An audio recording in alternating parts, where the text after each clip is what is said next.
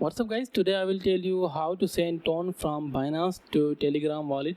So let's get started. First, what you need to do is open your Binance account and verify you are logged in successfully. Navigate to the wallet tab located at the right corner of your screen interface.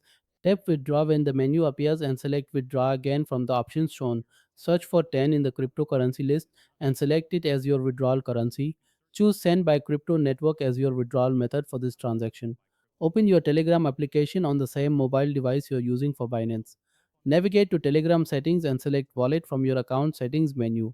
Tap 10 space beta at the top and select deposit to view your wallet address.